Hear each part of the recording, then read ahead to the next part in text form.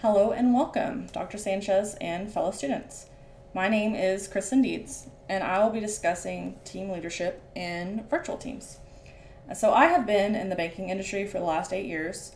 During those 8 years, I have witnessed a major shift in team structures. As our organization has increased in size, as well as the type of technology we have available, this has really impacted how teams are structured. In particular, the last 3 years, virtual teams have become more and more predominant. That is why this banker wants to examine how team leadership theory can help virtual teams increase better communication in the banking industry.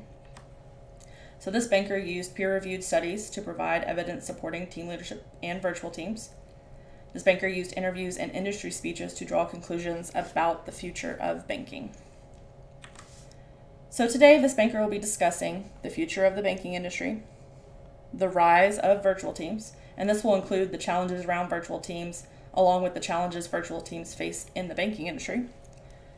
This banker will introduce the team leadership theory and provide evidence supporting the application of team leadership theory in virtual teams, offer limitations of research, offer my perspective, and draw a conclusion. So the future of banking. When you think of banking today, you probably can picture your bank, maybe where it's located, who you interact with on a regular basis, how you conduct transactions at your bank. If you're a little more tech savvy, you might not even be able to picture that. You probably just think of your bank as a holding facility. You do all of your transactions online, using your computer or maybe your mobile phone. We are in a day and age where you don't even have to get or go to the bank to get paid. Your employer can deposit directly into your bank account. You don't even have to pick up a check. Or let's say you do have to pick up a check. You don't even have to go in the bank because you can use your camera on your smartphone to deposit that money into your account. Depending on where you bank, you might be able to use Google Home or Alexa to conduct banking with just your voice. All this technology plays a part in where banking is going. It's not a stretch to say that within the next 5 to 10 years, banking is going to take an entirely new shape. The future of banking is changing. Technology made its way into the banking industry in 1953 as consumer demands on the banking system dictated change was needed. Consumer reliance on physical locations started to decrease in the mid-'80s with the creation of the ATM. This really introduced the whole self-banking concept, something that is alive and well today. The rise of technology is shaping the way organizations and consumers conduct business. And that's in general, that's not just the banking industry. And then while consumers will always need banking, it would be unwise to assume they will need a bank to provide those services. Consumers want personalized banking, but they want that through technology. So this means there's going to be fewer bankers and fewer locations in the future. And this is giving way to the rise of virtual teams. Work teams are becoming more prevalent in the workplace. Why is that? They allow for greater productivity. They allow for creative ideas to be shared across departments. And this in turn supplies organizations with better solutions, better services, better products. As organizations expand and global structures are adopted, utilizing the best talent across the organization can be done through the use of virtual teams. The increase in globalization, the desire to decrease costs, and the rise in security awareness fosters the growth of virtual teams. And then the rise of technology and web tools allows virtual teams to take shape more frequently. As technology and digital meetings become the standard, it is important to understand how leadership theories that focus on more in-person communication should shift to building effective virtual teams that do not have the privilege of building that in-person relationship. And that goes into the challenges with virtual teams. Virtual team members are separated by distance, and on occasion that can be different time zones and even different cultures. This can cause virtual teams to struggle with trust and communication. One reason trust can be really hard to establish in virtual teams is due to the lack of visual cues often associated with trust. One example of a visual cue includes how team members are accomplishing their tasks. When you're in person with a team, you get to see directly how those members are accomplishing tasks. You get to see the effort they put in, the amount of hours they spend. This plays a major role in how you trust your other team members. And then lack of trust and meaningful communication can be the root cause of conflict. So what are some specific challenges with virtual teams in banking? You can think of each bank as their own culture. Each bank has their different norms within the industry. This can be broken down even further within that bank by looking at a department or maybe a specific location. When joining a team within the banking industry, it is not uncommon to spend time understanding the specific scope of someone's expertise and other duties due to the different structures that can be in place. While banks have consistent compliance expectations, the way banking institutions comply with those can vary. This variation can be due to technology, organizational structure, size, and the types of customers the financial institution is targeting. For example, a large bank might be able to accept some higher risk accounts and get that higher return because they can afford to. The penalties associated with that don't mean that much to them.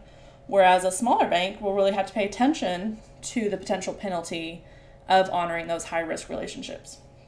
They don't have the same budget a larger bank might have. And then job functions and terminology can be widely different between financial institutions. Now, this banker is not stating that other organizations do not face terminology issues, but this banker is merely stating that the complexity associated with each line of business and those individual department duties, expectations, practices can cause quite a bit of confusion with team members that might be unfamiliar with the day-to-day workings of another department. A retail banker might not be as familiar with the commercial side of things, where maybe an investment banker might not be that familiar with the accounting side of things. There's all these different departments that make a bank function. This confusion can be challenging to address if team atmosphere does not condone an open environment where questions are welcomed and clarification can be given free of judgment. And this is why the communication is so important in virtual teams. That lack of face-to-face contact makes communication extremely important. Again, going back to those visual cues, virtual teams are missing those nonverbal cues, those visual indicators that are typically associated with communication. The availability of information has a direct relationship to the speed and the quality at which tasks are completed. And then communication plays a role in addressing conflict and fostering team cohesiveness. So communication challenges virtual teams face could be addressed using team leadership theory. So what is team leadership theory? Team leadership theory focuses on the idea that leadership functions can be shared by team members. It is not restricted to an individual. It provides an outline for determining when and how leadership should intervene to improve team performance. This can be task-related or relationship-related, how members are interacting with each other. And then the model breaks down the complexity of teams to offer a simplified method for correcting ineffectiveness. Therefore, the model can be used by any member of the group. Team leadership theory goes on to define some expectations. So what defines a team? A team is a group of individuals working to accomplish a goal. The success of the individuals is dependent on the success of the team. The team needs to work together and communicate on a regular basis. And then the group is held accountable as a unit instead of as individuals. So what defines a successful or excellent team? That team has a clear goal. They know what they're trying to accomplish. That team has a results-driven structure that works best for the group. That team has the right people. Having the right people plays a major role in how successful teams are. Who you have on your team, does it make sense for them to be there? What input can they provide? Are they available to do the work? That plays a big part in having the right people. Commitment to the team. Team members have to be committed. There has to be a sense of unity. Collaboration and feedback, extremely important for the success of a team. Code of conduct or standards of excellence. What is the expectation for the work you turn in? And then that team has to have external support and recognition. A team's not going to be very successful if the organization doesn't want them to be. So there has to be support there. So team leadership theory outlines some leadership decisions. Leadership decisions play a role in team success. So the team leadership theory breaks decision making into three considerations. To start with, members should ask themselves, Should I monitor or take action? This is asking yourself whether any of the factors that define a successful team that we just discussed are at risk. Is there a threat to the goal? Is the goal maybe unclear? Does the team maybe have a disagreement? Is the team not unified? Is the team having trouble being successful? Are they not achieving the results needed? Is there a team member that's not a good fit? Maybe they can't do the work that's been assigned to them. Is the team able to collaborate? Is everyone performing at the level agreed upon?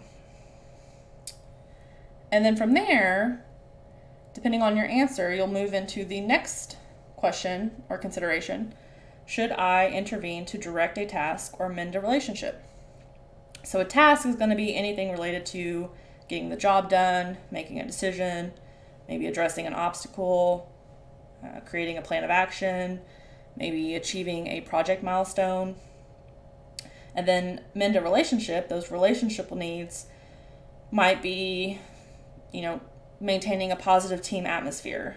Maybe we need to do some team building of some sort to mend some relationship or some conflicts within those relationships. Is every team member being satisfied? Are their needs being met? And then is there a sense of unity among those members? And then from there, you move into how does this need to be addressed? Should this be addressed internally or externally? Internally, an example of internal might be making sure everyone is focused on the goal. It's very easy in a collaborative environment to get so excited and so distracted that sometimes you lose focus of what you're trying to achieve. And maybe that internal direction is needed for bringing that goal back to light, that focus back to the goal. External would be when there's someone not on the team that needs to have an input of some sort. So maybe an external leadership is needed to bring in some more support for the team, get that team fully recognized for what they're trying to accomplish. This can be extremely important when team members have other duties outside of team commitments. This is very common when you're dealing with projects. People get pulled in from different departments, but they still have their regular department duties that they're in charge of. And making sure that they're supported, so the team is supported, can be very important. And then team leadership theory, as you're asking yourself those questions and coming up with answers, it gives you some actions you can take. So if it is internal related to a task, so you can handle it internally and it's task related, maybe you need to get additional training. Maybe we need to be holding members a little more accountable. Maybe the team maybe we need feedback from more team members. We need to make a decision. Or like I said earlier, maybe it's bringing focus back to the goal. If it's internal related and if it's relationship related, it can be addressed internally. Maybe there's some coaching or mentoring that needs to take place. Maybe it's a collaboration session. Maybe it's just offering a safe place to share ideas. It could be addressing very specific conflict. Or it could just be emulating the behavior you want to see, acting as a role model. And then if you need external support or external leadership in some way, maybe that person needs to advocate or negotiate support for the team. Maybe it's sharing processes or information to get information in return. Acting as a buffer for negative criticism. When you start learning your team members, you'll get a feel for how they respond to certain things. And someone that maybe doesn't take negative criticism to heart, but takes it as an action item, might be able to act as a buffer more so than someone that will really impact them, really affect them. And then networking with external resources to gain access. This can be gaining access to additional resources. It could be gaining access to maybe external training needed to complete tasks. It could be gaining access to maybe just more information about something.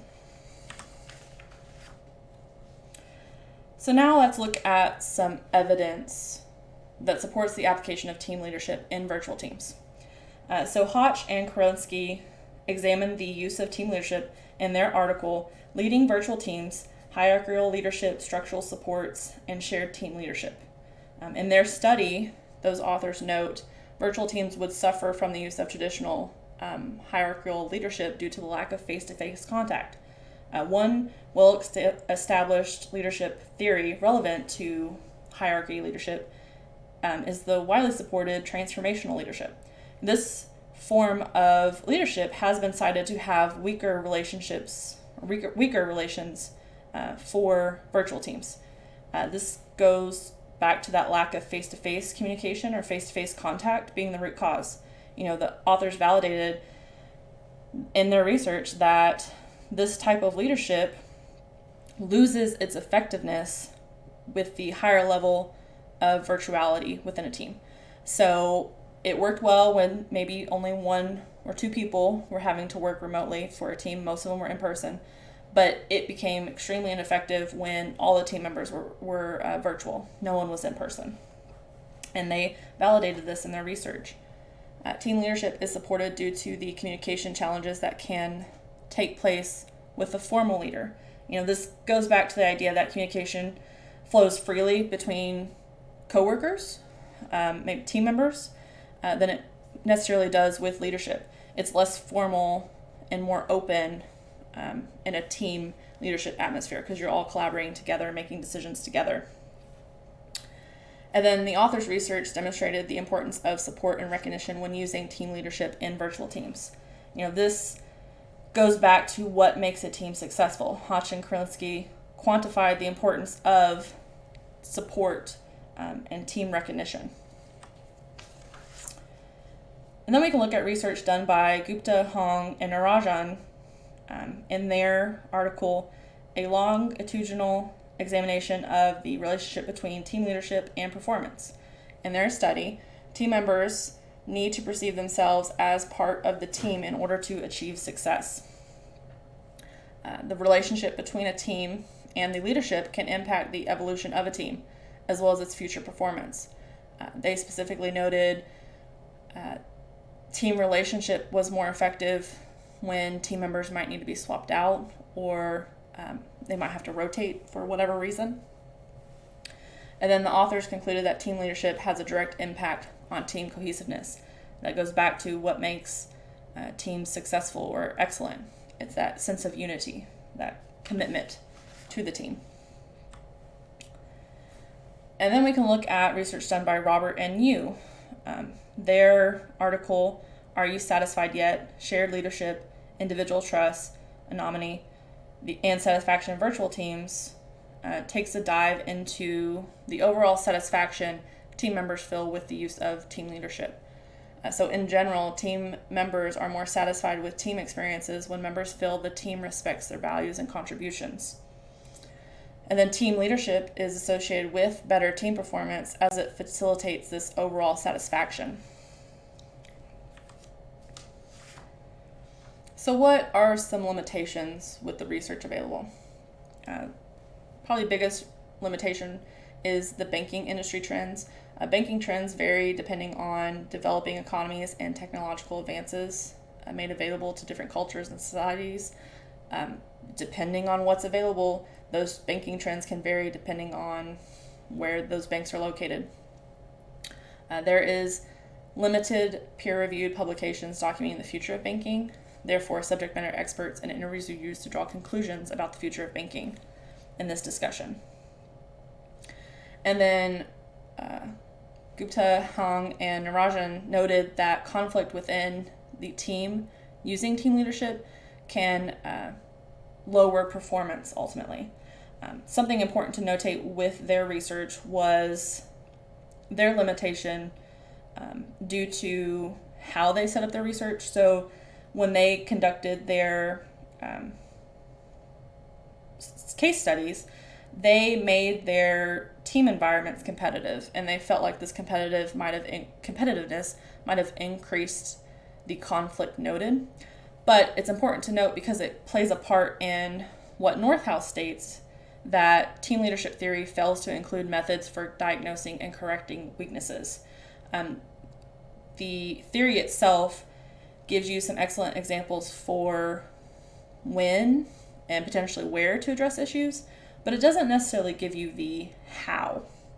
It doesn't give you those skills outlined.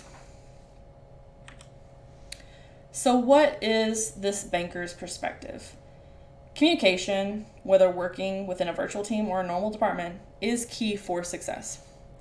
No one can be successful without communication. So team leadership theory can bridge the lack of in-person contact within teams and open the door for communication. Team leadership can create a safe space for open communication and collaboration. Due to that lack of maybe formal authority, team members can establish an atmosphere that allows everyone to hold each other accountable to reach success. Team leadership is designed to identify when communication is needed and then how it should be given using a simplified method that can be made available to all team members. Team leadership can seem more accepting of different cultures, practices, and procedures. Something that can be very important with virtual teams because you're talking about globalization. People can be joining a team from all over. And this is not just restricted to cultures. It can be perceived as more accepting no matter what, gender, race, sexual orientation, that sort of thing, because team members feel higher levels of work satisfaction when their values are respected. Team leadership encourages a collaborative environment that empowers everyone to have input, and that really plays a part in that perception. Having an input, feeling like you have a say, knowing that you're working together to accomplish something.